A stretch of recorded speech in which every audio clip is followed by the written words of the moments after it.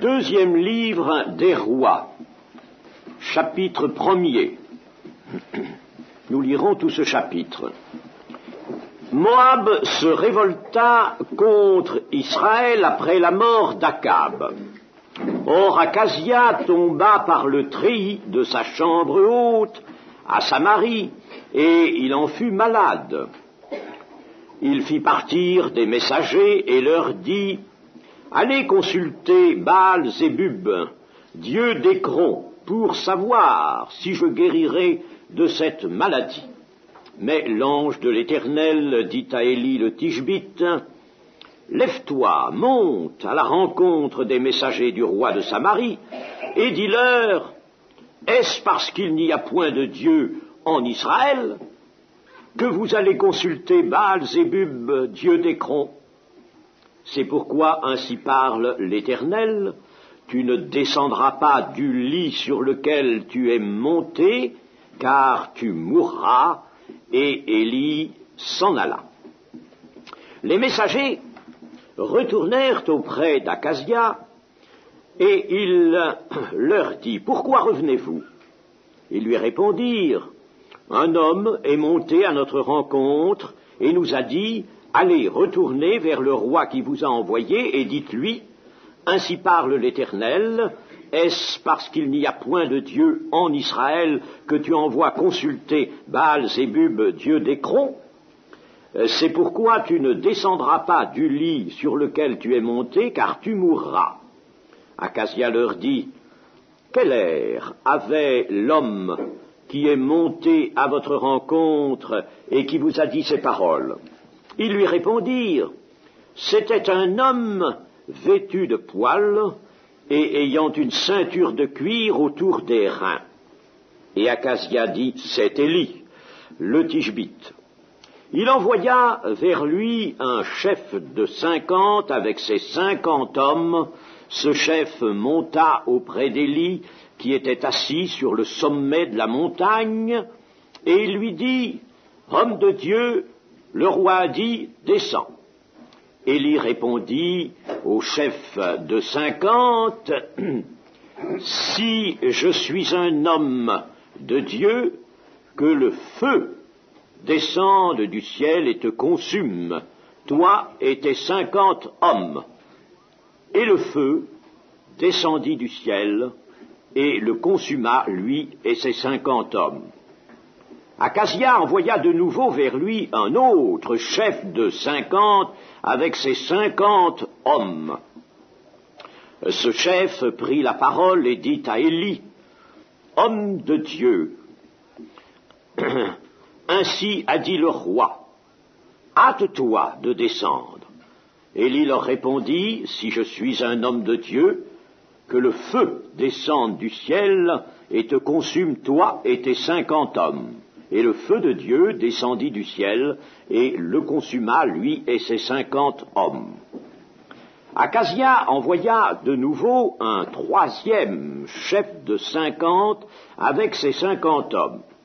Ce troisième chef de 50 monta et à son arrivée, il fléchit les genoux devant Élie et lui dit en suppliant: homme de Dieu, que ma vie, je te prie, et que la vie de ces 50 hommes, tes serviteurs, soit précieuse à tes yeux. Voici, le feu est descendu du ciel et a consumé les 2 premiers chefs de 50 et leurs 50 hommes, mais maintenant que ma vie soit précieuse à tes yeux. L'ange de l'Éternel dit à Élie: descends avec lui, n'aie aucune crainte de lui. Élie se leva et descendit avec lui vers le roi. Il lui dit: ainsi parle l'Éternel, parce que tu as envoyé des messagers pour consulter Baal-Zébub, dieu d'Écron, comme s'il n'y avait en Israël point de Dieu dont on puisse consulter la parole, tu ne descendras pas du lit sur lequel tu es monté, car tu mourras. Akazia mourut selon la parole de l'Éternel prononcée par Élie, et Joram régna à sa place la seconde année de Joram, fils de Josaphat, roi de Juda, car il n'avait point de fils. le reste des actions d'Akazia, et ce qu'il a fait, cela n'est-il pas écrit dans le livre des chroniques des rois d'Israël. Akazia était le fils d'Akab et de Jézabel, dont nous avons eu précédemment l'occasion de méditer la lamentable histoire.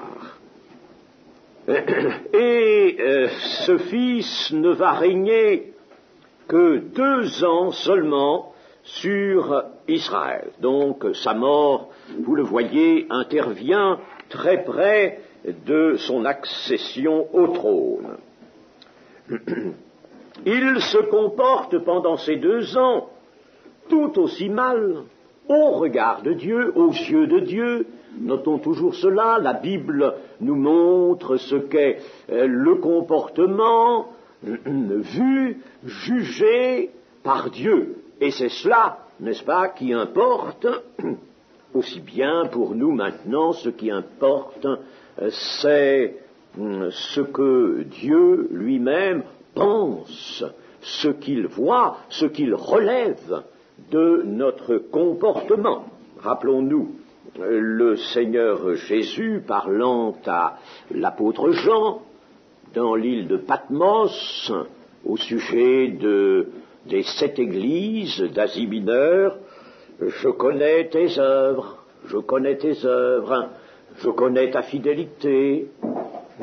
Le Seigneur montre qu'il établit lui-même son jugement sur ce qu'il relève de la conduite de ses serviteurs, aux yeux de Dieu. Eh bien, aux yeux de Dieu, Akazia se conduit tout aussi mal que son père Akab, que sa mère Jézabel. Cela est dit à la fin du chapitre 22 du premier livre des rois. Aussi mal que sa mère Jézabel, et ce n'est pas peu dire, et également que Jéroboam, qui fut le premier roi d'Israël, c'est-à-dire des 10 tribus, après le schisme,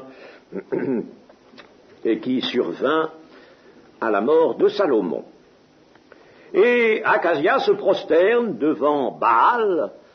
Des Baals, il y en avait un certain nombre, il y en avait divers, mais enfin le Baal qui était à Samarie, il se prosterne devant ce Baal et il irrite l'Éternel. Irriter l'Éternel. C'est une chose infiniment grave. Après l'échec de cette campagne qu'Akab avait entreprise, en demandant à Josaphat, roi de Juda, son concours pour reprendre Ramoth en Galaad, c'est ce que nous avons étudié la dernière fois, voici que les gens de Moab se révoltent, nous dit le verset 1er. Moab se révolta contre Israël après la mort d'Akab. Ce Moab est un peuple qui habitait un plateau situé à l'est de la mer Morte. Il avait au sud de lui les Édomites, et ce peuple refuse de payer le tribut qu'il devait au roi d'Israël depuis que David l'avait soumis. Il refuse de payer, il se sent plus fort relativement par rapport à Israël qui lui vient d'essuyer une défaite, et c'est bien ce que nous dit ce même 2e livre des rois au chapitre 3 verset 4. Nous aurons l'occasion de revoir cela. Mesha, roi de Moab, possédait des troupeaux et il payait au roi d'Israël un tribut de 100 000 agneaux et de 100 000 béliers avec leur laine. À la mort d'Akab, le roi de Moab se révolta contre le roi d'Israël, ce qui veut dire il contesta son dû et cessa de s'en acquitter. Mais le chapitre 1er ne va plus nous parler de Moab, cela reviendra par la suite, et immédiatement, il relate un événement qui touche la personne du roi Akazia. Celui-ci tombe par le treillis de sa chambre haute à Samarie et en est très malade. Il tombe par le treillis, c'est-à-dire à travers les barreaux de sa chambre. Et la chambre haute était, il faut le penser, suffisamment élevée. Il tombe, bien entendu, et se blesse avec assez de gravité.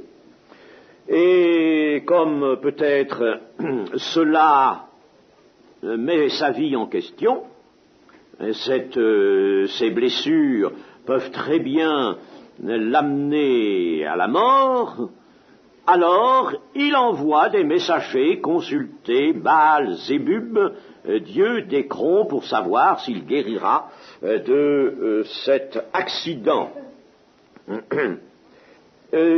Baal-Zébub, cela veut dire littéralement le dieu des mouches. Le dieu des mouches, nous l'avons déjà signalé en étudiant l'évangile de Luc.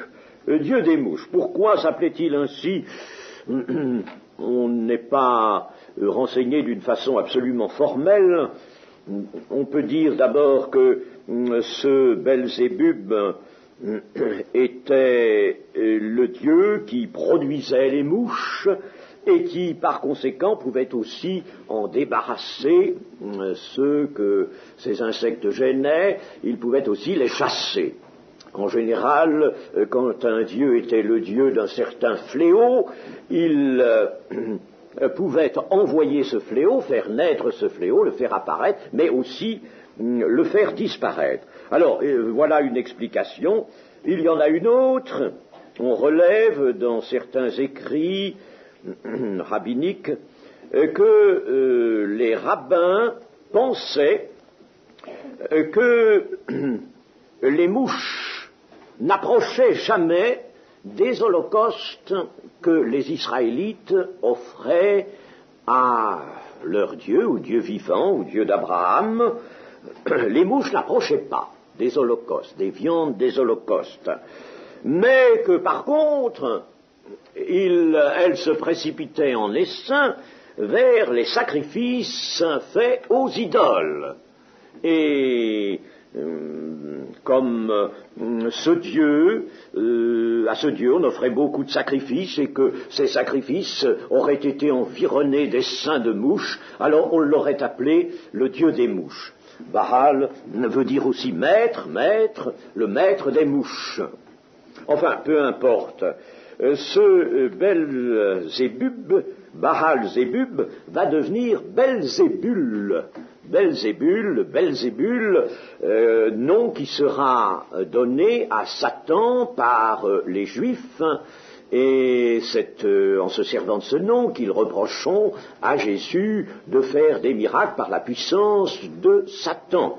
Alors, Belzébul est une altération de Baal-Zébub, en changeant le B en un L, il transforme le sens, et le sens devient Dieu du fumier.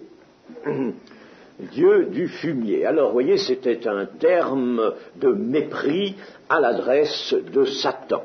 Mépris, d'ailleurs, qui n'est pas spirituel, puisque la Bible nous montre qu'il ne faut pas injurier les gloires, même dans le camp de l'ennemi. Ne pas injurier les gloires. Nous n'avons pas injurié Satan et les anges qui sont tombés, et nous n'avons pas, d'ailleurs, à entreprendre de dialogue avec eux, n'est-ce pas? Nous n'avons pas à leur parler, mais nous n'avons pas non plus à les mépriser. Ce sont des gloires tombées. Ils sont sous le jugement de Dieu, mais ils ne seraient pas du tout spirituels de leur adresser des paroles de mépris. Et voici que le Tishbite, Élie, est envoyé à la rencontre des messagers du roi.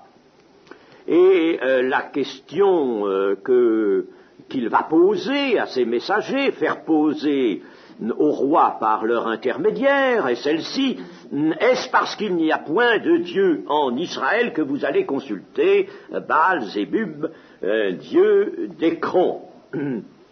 Voilà, en somme, une chose qui irrite Dieu, qui est une offense grave à Dieu, au milieu de son peuple, et c'est toujours son peuple, malgré la conduite infâme qui maintenant est en somme de règle courante au milieu du peuple des 10 tribus, malgré cela, Dieu est irrité, est offensé de ce que on l'abandonne pour aller consulter une idole. Et, chers amis, voilà une leçon, je vous dis de temps à autre, pour que vous ne l'oubliez point, que nous avons bien sûr à tirer des leçons de l'Ancien Testament. Toutes ces histoires se présentent à nous comme des paraboles vécues, mais cependant, nous en tirons un parti analogue à celui que l'on tire de paraboles, de véritables paraboles, qui sont des similitudes, c'est-à-dire des petites historiettes imaginées afin de constituer le support d'une idée, le support d'une vérité. Eh bien là, le support de la vérité, c'est cette histoire vécue, authentique, mais elle est pour nous riche d'enseignements. Il y a des choses que souvent nous pouvons prendre telles qu'elles sont, par exemple c'est le cas ici, Dieu ne veut pas qu'on aille consulter, je ne dis pas une idole, mais qu'on aille consulter en dehors de lui. Dieu veut d'abord qu'on aille vers lui. Un enfant de Dieu, un chrétien, doit d'abord aller vers son Dieu, quoi qu'il lui arrive, c'est d'abord vers lui. Si par exemple vous êtes malade, et que vous sautiez d'abord sur le téléphone pour appeler le médecin, eh bien, ne croyez-vous pas que vous offensez Dieu? Je ne dis pas que vous n'aurez pas peut-être à avoir recours au médecin, hein, il n'y a aucune défense à cet égard-là, mais il y a tout de même une conduite qui peut être plus ou moins spirituelle, et elle sera vraiment spirituelle, elle manifestera un attachement à l'égard de Dieu, du Père de notre Seigneur Jésus-Christ, si, au nom du Sauveur, immédiatement, au nom de votre Seigneur, vous allez tout de suite vers votre Père céleste. Et c'est ainsi d'ailleurs que la confiance de votre cœur pourra se fortifier. Ce que nous devons faire, nous chrétiens, c'est d'apprendre à vivre dans la confiance. Ça s'apprend, la confiance. Ce n'est pas une chose naturelle. C'est une chose surnaturelle. Il faut que, en somme, notre cœur cesse de rester simplement dans la pensée des choses connues, des choses naturelles, pour tout de suite, par l'esprit et par la puissance de la foi qui doit se manifester en nous et agir, aller vers le Dieu vivant. Il faut bien entendu que toute notre vie nous permette, au moment où nous avons un besoin tout à fait particulier d'un secours, nous permette d'aller le chercher auprès de Dieu. Alors, la confiance est une chose qui s'apprend, la confiance en Dieu, ça ne peut pas s'inventer et ça ne peut pas se découvrir simplement au moment où survient un événement particulièrement grave qui nous effraie, qui suscite en nous de l'inquiétude. Non, ce n'est pas à ce moment-là. Il faut que, pour les plus petites choses, nous apprenions à tout de suite élever notre regard vers la montagne d'où nous vient le secours, la montagne de Dieu. Alors, il y avait là une offense, vous voyez que la confiance de ce roi, dont le cœur est aussi sclérosé et endurci que l'était le cœur de son père ou de sa mère n'en parlons pas, c'était une princesse tyrienne, elle n'avait jamais, elle, exercé la moindre foi. Mais son père était, lui, tout de même, un enfant d'Israël. Alors, sa confiance ne va pas vers le Dieu d'Israël, mais va immédiatement vers une idole, et une idole étrangère.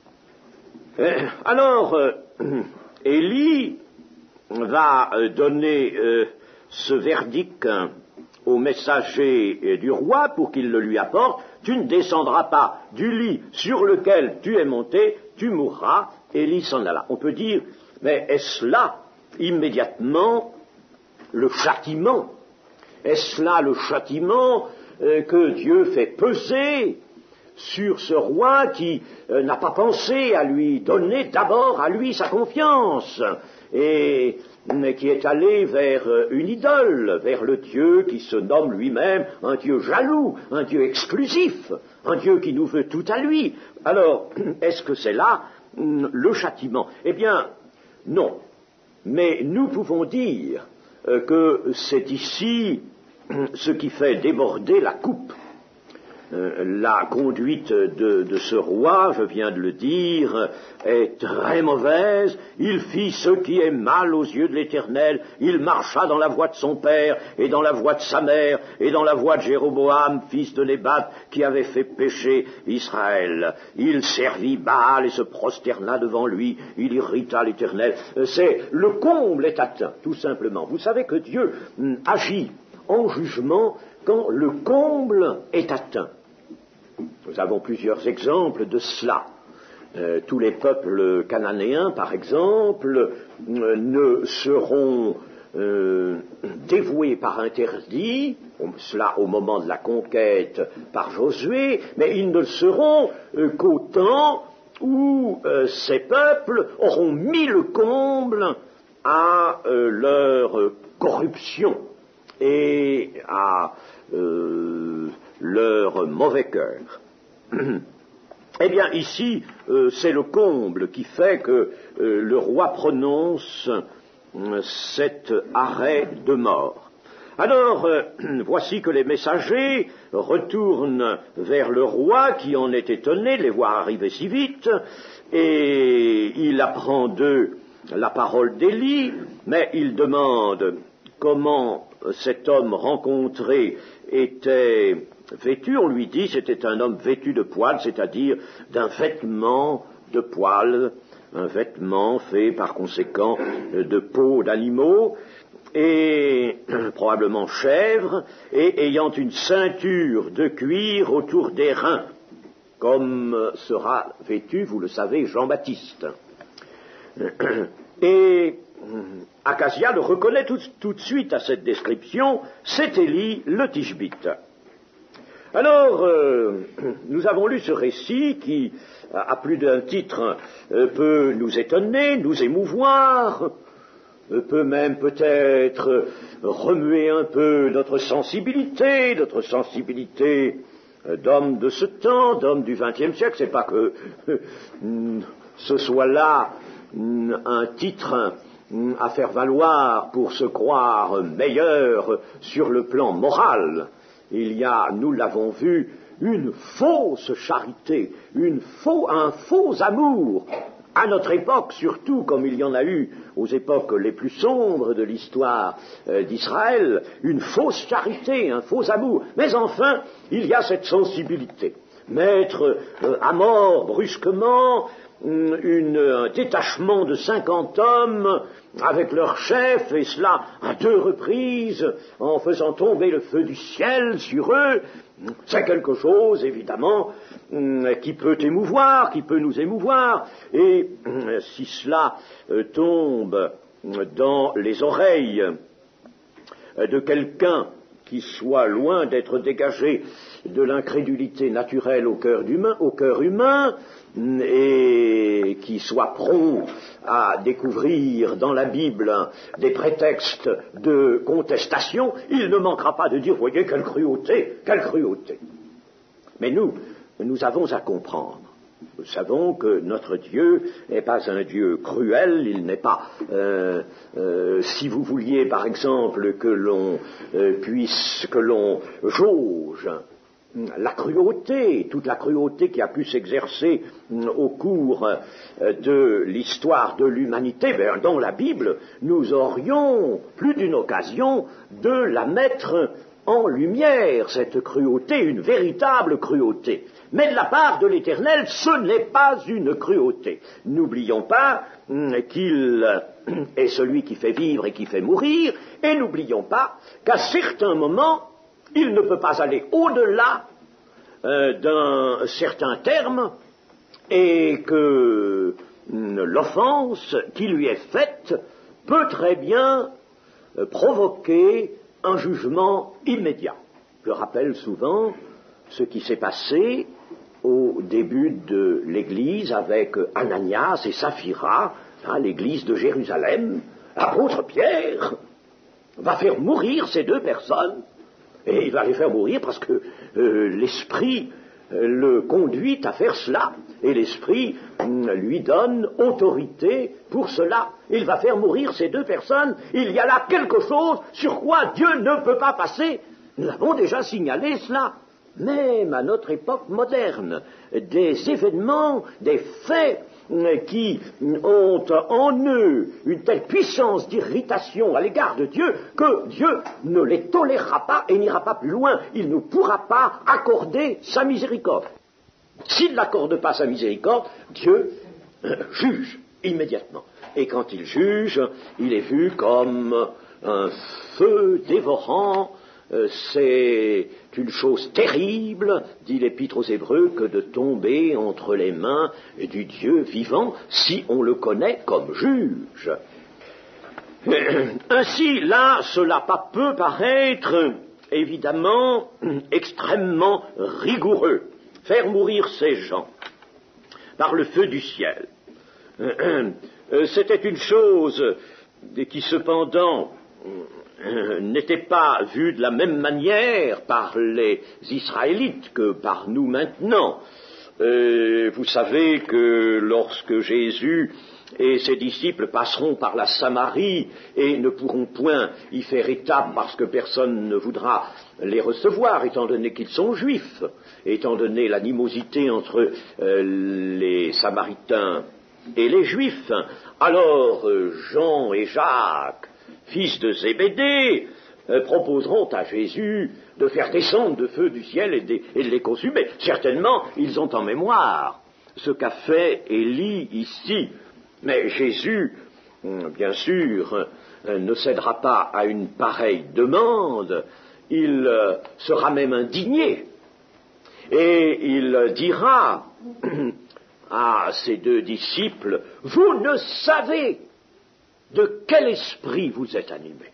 Vous ne savez de quel. Je ne suis pas venu pour perdre, mais pour sauver. » Alors vous voyez, en cela, par ce rapprochement, les différences considérables qu'il faut savoir reconnaître entre les faits de l'Ancien Testament, régime de la loi, et ceux du Nouveau Testament, c'est-à-dire de la nouvelle alliance fondée sur le sang de Jésus, n'est-ce pas, différence énorme. Lorsque Jésus vient sur la terre, eh bien, la dispensation, immédiatement, celle de la grâce, apparaît, c'est elle qui s'ouvre, et là, les actions de Dieu seront tout à fait différentes. Dieu va manifester sa miséricorde.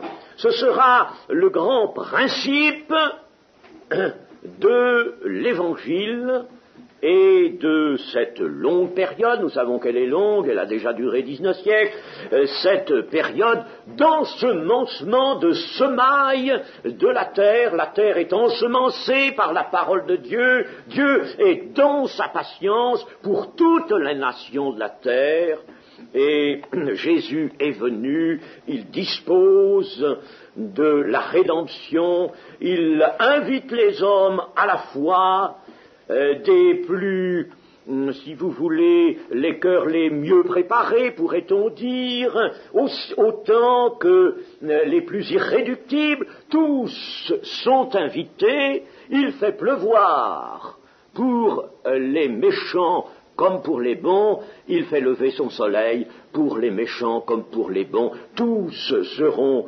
placés dans les mêmes conditions pendant ce temps de la grâce. Mais nous aurions tort, nous, tout en sachant ces choses, tout en nous en réjouissant, tout en les proclamant dans notre message, dans notre témoignage, tout en les proclamant à la terre, nous aurions tort de ne voir, et ça c'est un tort qui a engendré des hérésies et bien des erreurs, nous aurions tort de voir notre Dieu, le Dieu vivant, le Père de notre Seigneur Jésus-Christ, seulement sous cet aspect. Et c'est l'épître aux Hébreux notamment, et qui nous rappelle que, attention, si nous ne sommes pas précisément couverts par le sang rédempteur de Jésus, ou si nous ne sommes pas engagés vers la grâce de Dieu, eh bien nous allons découvrir, si nous avons par exemple épuisé la grâce de Dieu, si nous l'avons méprisée, si nous avons crucifié pour notre part le Fils de Dieu, alors nous allons trouver le Dieu comme un juste juge, comme un juge terrible. Et il est certain que Dieu est absolument inflexible en tant que juge. Et alors, nous pourrions avoir, il faut bien sûr se donner souvent des idées simples. Il ne faut pas avoir recours aux grands discours et aux grandes idées, aux idées souvent confuses et complexes de la théologie savante. Mais disons que nous pouvons nous représenter un peu, très simplement, le Dieu qui est notre Créateur et notre Sauveur en Jésus-Christ. Nous pouvons nous le représenter, si vous voulez, comme un livre.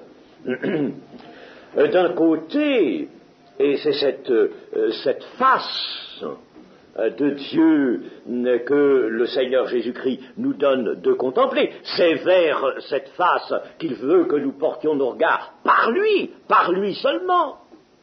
Il se met là, n'est-ce pas, pour nous montrer, nous découvrir, lui qui révèle le Père. Il veut nous révéler le Dieu amour. Dieu est amour. Dieu est amour.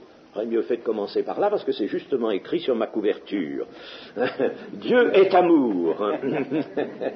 Dieu est amour, n'est-ce pas? Et le Seigneur Jésus-Christ va nous découvrir, lui qui révèle le Père. Il va nous découvrir Dieu amour.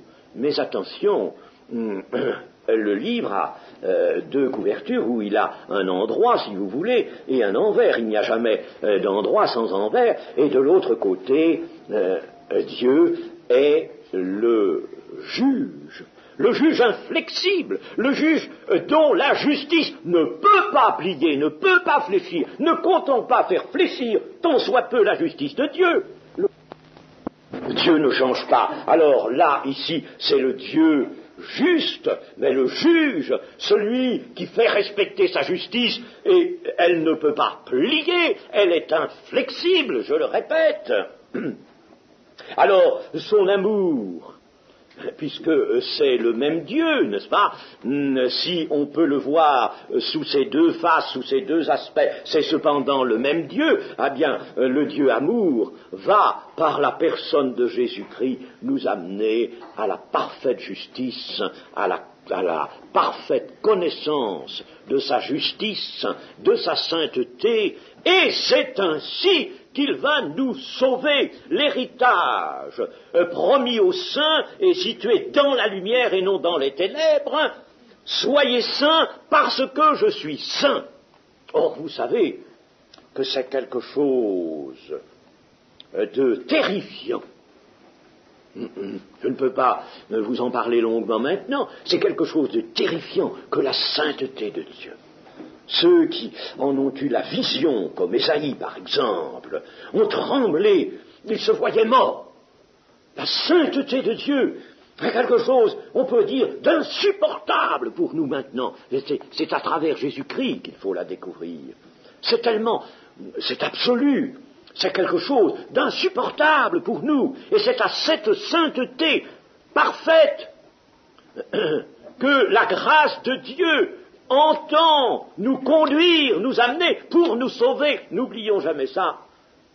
Nous qui avons été justifiés, nous sommes sanctifiés pour être amenés à la même image que notre Seigneur Jésus-Christ.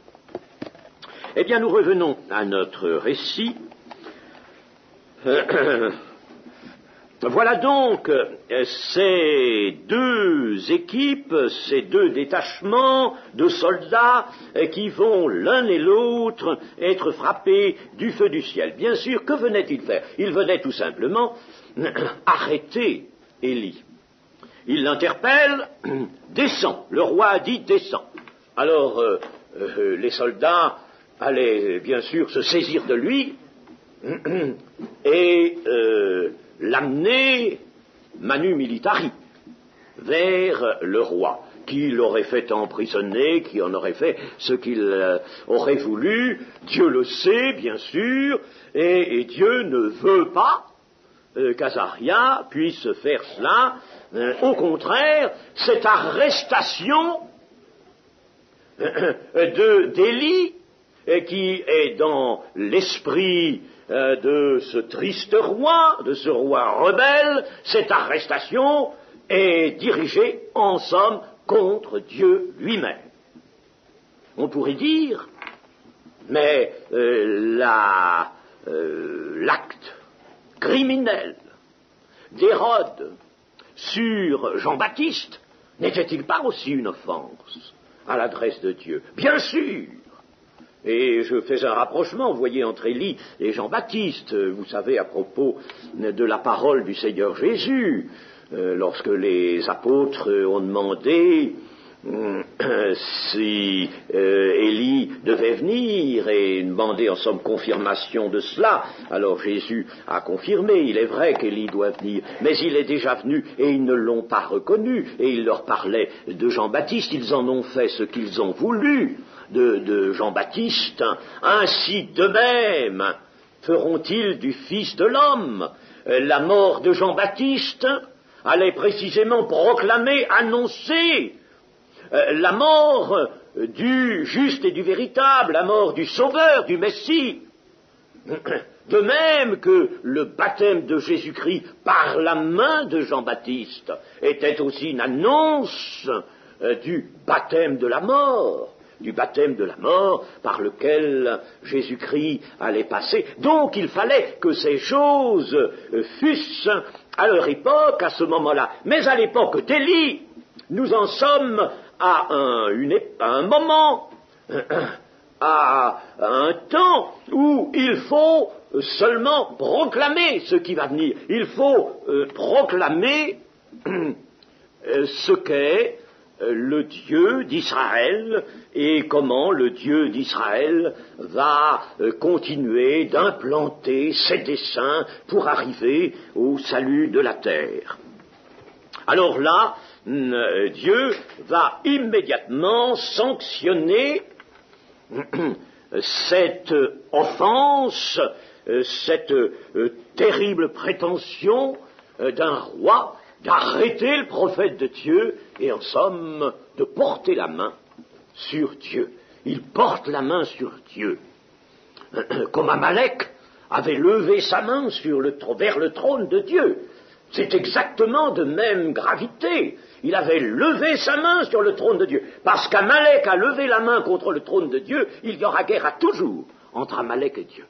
Ah, il y a, n'est-ce pas, des rigueurs de l'Éternel. Nous avons besoin, nous, hommes et femmes du temps de la grâce et de l'Église, nous avons cependant, je le répète, besoin de cela. Nous avons besoin de plus de sérieux. Nous avons besoin de prendre conscience du sérieux et de la gravité même des choses, si nous sommes à l'aise, si nous sommes en sécurité dans le creux du rocher où Dieu nous a mis, c'est-à-dire en Christ, si nous sommes en Christ vraiment, nous sommes à l'aise, nous sommes à l'abri, nous avons la paix, la joie. Cependant, il faut que nous ayons conscience de la sainteté de notre Dieu et de ce qu'il est toujours, il est toujours le même, hier, aujourd'hui, éternellement, le Dieu jaloux, et le Dieu qui veut que nous soyons nous-mêmes sérieux, appliqués, à user de sa parole, à nous laisser conduire par son esprit. Alors, voici que ces hommes, donc, intiment à Élie l'ordre de se livrer. En somme, descend, il faut qu'il se livre. Et Élie répond au chef de 50, la première fois comme la seconde, « Si je suis un homme de Dieu, que le feu de Dieu descende du ciel et te consume. » Alors, évidemment, dans la traduction, on ne voit pas très bien quel est un peu le côté, si vous voulez, caractéristique de cette réplique. Vous savez qu'en hébreu, on usait beaucoup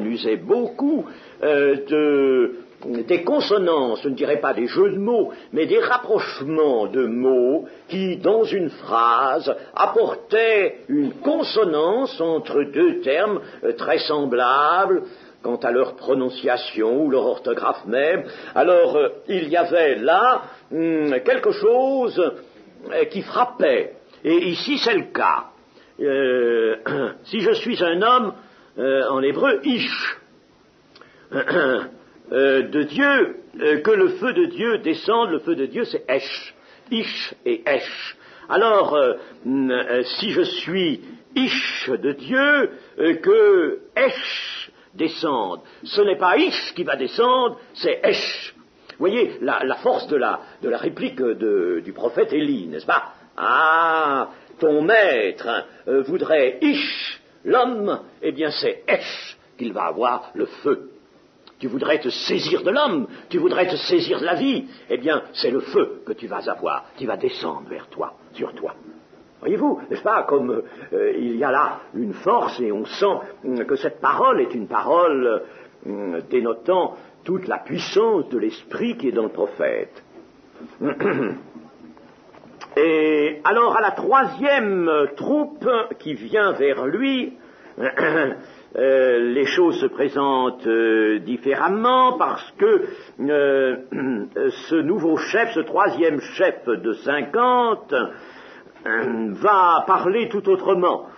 Et il va fléchir les genoux devant le prophète et le supplier, « Homme de Dieu, que ma vie, je te prie, et que la vie de ces 50 hommes, tes serviteurs, soit précieuse à tes yeux. » En somme, ce chef de cette troupe vient humblement, et il vient avec dans son cœur non pas seulement la peur de mourir, mais il vient aussi avec la crainte de Dieu, car il se prosterne, il fléchit les genoux devant Élie, qu'il reconnaît comme un prophète de Dieu, un messager de Dieu, homme de Dieu, que ma vie, et il demande que son salut et le salut de ces hommes, il demande le salut, il le demande avec dans le cœur la crainte de Dieu. Alors là, même si cela n'a ici qu'une valeur prophétique, il faut qu'elle intervienne, il faut qu'elle soit là.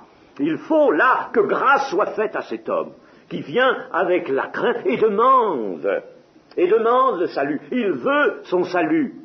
Il demande le salut. Alors là, le Dieu terrible, eh bien, c'est l'autre côté qui se présente. C'est le Dieu miséricordieux. Et Dieu miséricordieux, alors là, qui se présente. Vous voyez, selon l'attitude de l'homme, du cœur de l'homme, eh bien, on va rencontrer ou le Dieu miséricordieux, ou le Dieu juge terrible. Alors là, l'ange de l'Éternel l'ange de l'Éternel, nous avons eu l'occasion d'étudier particulièrement le sens de cette expression l'année dernière, quand nous avons ensemble médité tout le livre, les 14 chapitres du livre du prophète Zacharie, et je vous ai montré, enfin ceux qui étaient là, je vous ai montré que l'ange de l'Éternel se trouvait lui-même dans certains passages du prophète Zacharie en conversation avec une autre personne divine, et cette personne divine était, elle, l'Éternel. Donc l'ange de l'Éternel n'est pas tout à fait l'Éternel, cependant il parle comme l'Éternel. Mais il n'empêche qu'il y a l'ange de l'Éternel et qu'il y a l'Éternel. C'est très caractéristique dans le livre de Zacharie. Je redis toujours, chers amis, permettez-moi de le dire à nouveau, et je suis encouragé par l'apôtre Pierre qui répétait souvent les mêmes choses. Alors, j'ai un grand exemple à suivre là, n'est-ce pas ? Eh bien, disons ceci, c'est que actuellement, nous manquons dans l'Église d'une soif concernant la Bible, la parole de Dieu. Ah, volontiers, nous disons, la Bible, c'est toute la parole de Dieu. Si quelqu'un vient nous dire, vous savez, la Bible, oui, comment la Bible ? Mais la Bible est toute inspirée. Depuis le premier mot jusqu'au dernier, elle est inspirée de l'Esprit de Dieu, c'est la parole de Dieu. Nous avons raison. Mais là où peut-être nous avons un peu moins raison, c'est qu'il y a des parties entières que nous ignorons, que nous n'avons pas explorées, que nous n'avons pas méditées, et nous avons laissé quantité de richesses dans l'ombre. Dieu nous a donné ces richesses, et il y a dans ces richesses des enseignements qui nous font défaut. Et il faut les découvrir à longueur de pas, je dirais plutôt à longueur de méditation. Eh bien donc, l'ange de l'Éternel, je dis cela, j'insiste un peu parce que il faut dire comme Jean, il y a un tas de gens qui vous troublent et qui vous égarent. Et maintenant, ce ne sont pas seulement des gens avec leurs verbes, mais ce sont des gens avec leurs plumes qui nous égarent dans toutes sortes d'écrits. Et alors, on a dit des choses invraisemblables sur l'ange de l'Éternel. Quand on laisse aller un petit peu son imagination, on ne sait plus où ça va. Et il faut rester tout à fait attaché à la Bible, à toute la Bible, bien sûr. Pas à un passage ou à deux, mais à tout. Et c'est de l'ensemble dont nous prenons une pleine connaissance que nous pouvons retirer des certitudes et surtout des enseignements. Eh bien, on nous trouble donc sur l'ange de l'Éternel, mais il est pourtant exact, vrai, malgré les dénégations de certains que vous avez pu peut-être connaître, et ces dénégations, nous les repoussons, il est vrai que l'ange de l'Éternel était bien une manifestation avant le temps de celui que nous connaissons maintenant comme Jésus le Christ. Il n'y a que lui qui pouvait parler comme, par exemple, dans le psaume 45, « Ton Dieu, ô Dieu, ton Dieu t'a oint », n'est-ce pas ? Là c'est clair, c'est bien le Père qui s'exprime à l'adresse du Fils, mais dans Zacharie, par exemple, c'est l'exemple que nous avons eu l'année dernière, eh bien, dans la même circonstance, et on peut dire sur le même terrain, il y avait là deux personnes, l'ange de l'Éternel qui parle à l'Éternel, et l'Éternel lui parle. L'Éternel dit à l'ange de l'Éternel, va faire ceci. Alors, quand on suit bien les choses, on s'aperçoit que l'ange de l'Éternel ne peut pas simplement être un ange, mais qu'il est bien vraiment une théophanie, nous dirions, une manifestation divine. Alors, je vous dis cela simplement ici à cause de l'expression que nous rencontrons. Alors, voici par conséquent Élie qui descend vers Acasia et qui lui rapporte les paroles de l'Éternel et lui annonce sa mort. Ça ne tarde pas, Acasia meurt selon la parole de l'Éternel prononcée par Élie. et un certain Joram, qui n'est pas son fils, et qui n'est pas non plus le fils de Josaphat, qui n'est pas à confondre avec le fils de Josaphat, un certain Joram va régner à sa place. Cela, nous le verrons ultérieurement. Eh bien, nous allons pouvoir nous arrêter, non sans toutefois faire une remarque. Et cette remarque, la voici, nous réfléchissons simplement à ces circonstances qui nous sont révélées dans la Bible et au moment précisément où nous nous trouvons là par le début du 2e livre des rois. Nous voyons la carrière d'Élie parvenir à son terme. Dans la prochaine étude, nous allons le voir partir vers le ciel, chose extraordinaire, magnifique, qui a toutes sortes de significations, une puissance de proclamation prophétique étonnante. Nous verrons tout cela, mais nous pouvons dire d'une manière générale que l'action d'Élie, avec cette puissance qu'il lui est donné de déployer, l'action du prophète Élie montre ce qu'aurait été celle de Jésus-Christ si Jésus n'était pas venu sur la terre pour expier. Si Jésus n'avait pas eu à dire « Je suis venu non pour juger, mais pour sauver ». Et si le Fils de Dieu était venu sur la terre, il aurait lui aussi usé du feu du ciel. Donnons-nous cette appréciation des choses, cette conclusion.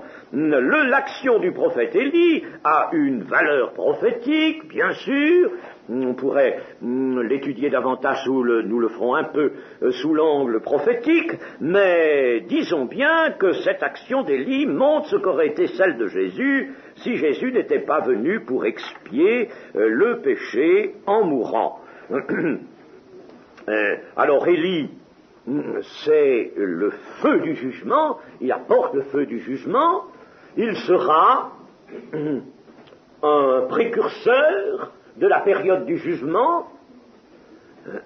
La période du jugement, 1260 jours, se déroulera, et ensuite ce sera la venue sur la terre du Seigneur Jésus. Mais lui, après ce feu, il va monter au ciel.